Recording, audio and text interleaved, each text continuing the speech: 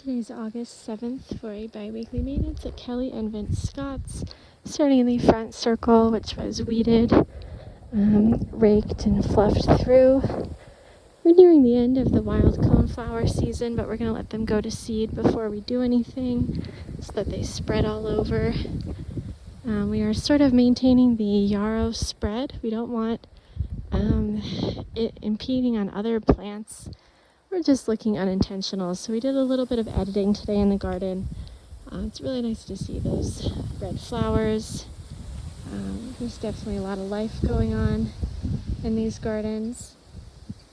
Up front, fluffed through, weeded, lots of deadheading, the little flowers and other plants, but cleaned up all the steps. And here's a view of the front. The little catmint or nepeta got a trim. The irises, we did a little bit more maintenance to get those looking better. And you can see the coneflower perfectly in bloom. To our left, got some blooms that are on their way. And then really clean fluff through here in this back cozy corner. Let's put that welcome mat sign back.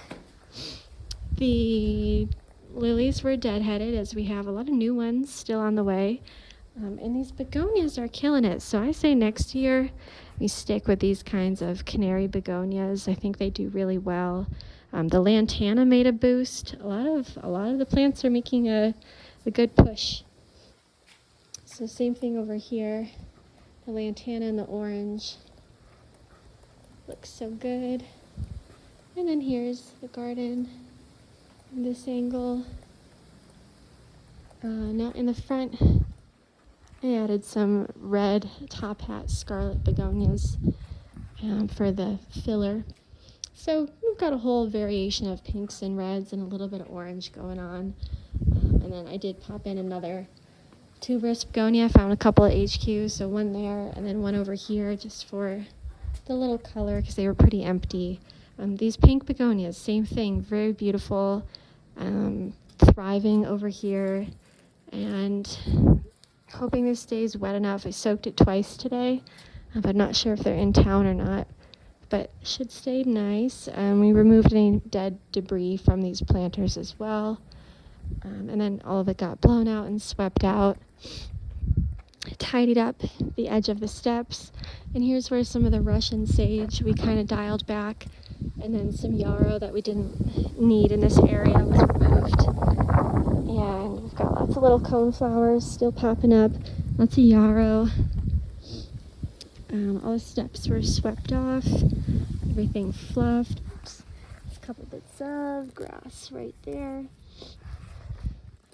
The rock wall also got some maintenance today. So it looks very intentional. Same with on the opposite side of the circle. And fluffed until right about here. And then weeded through the pathway. This rock wall's looking pretty nice. Maybe we could do some deadheading next time of the ground cover or the sedum in between those rocks. Once it starts looking brown, I think that's when we should trim the dead flowers. But the red is kind of nice before it hits that point. We soaked the plants that are all in the back, basically. They really need it. Not sure if it's just the water or the grasshoppers probably are getting these little dogwood transplants. These two are new. But we soaked everything. We tried to move the soil back. It's been there for like a month now in this weird pile, so we just kind of pushed it back while we were fluffing. And we got some good water going on to these dogwoods as well. Weeded the pathway. There was a mullein that was devoured by the grasshoppers we removed. The sunflower also kind of devoured by the grasshoppers, but I'm just hoping it still blooms and looks cool. And then these planters, we added some salvia for some body. Just a little bit of salvia to give it more oomph in the middle, and then also soaked it with water and loosened the irrigation, so hopefully that does something, as they were really dry, and that seems to be our issue. This one's looking a little better. There's still some flowers, some pink. This one just has only a little bit of pink left and some salvia, but I think the salvia will do good. Now over here, the moose garden has been looking really quite devastated. So with sprucing of the planters, I also got one flat of daylilies. I believe the deer probably like them, which is good for a moose garden. It'll attract animals, but it'll also give it a little bit of something in the meantime. And they are mid-flowering and lots of buds. They're not all past due, so hopefully we see some flowers. And then next time we can plant that tree. The weather was much better today, breezier, lighter. I think we're on a better trend, and it might not be a bad time if we want to check the weather beforehand. If it's mild enough, we can plant that apple tree right here, and then it'll match the other one. We also soaked the dogwoods in the back that look either trampled or destroyed by lack of water or bugs. Yeah, the grasshoppers are just an army out here.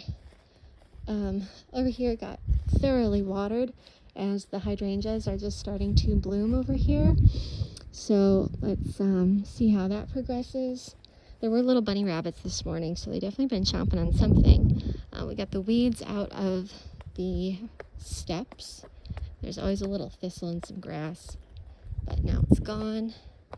And then we straight up just cut off some pieces of hollyhock that were on there's a long leaf, that were on the cement over there.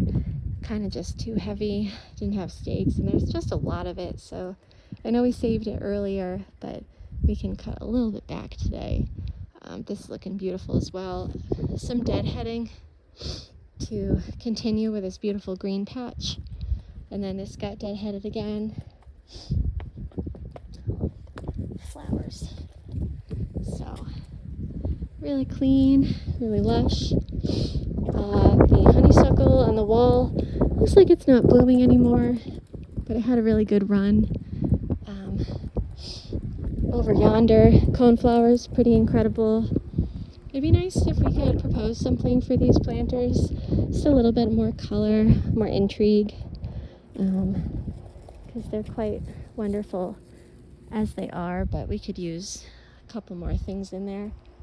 And then we've got some cool plants growing in the rock wall to keep it just intact. You know, they're wild plants. We didn't plant anything, but they're keeping the rocks together and hopefully not eroding as much. This is where the grasshoppers have been going crazy, but it still holds on. The yarrow down here looks nice. Got some new growth on that bush. Keeping this in check over here and weeding out. We also deadheaded the brown flowers on this sedum. And, whoa, it's a grasshopper. And then right now we're working on finishing up the end of the driveway. So quite a large maintenance day all around, midsummer. And thank you very much.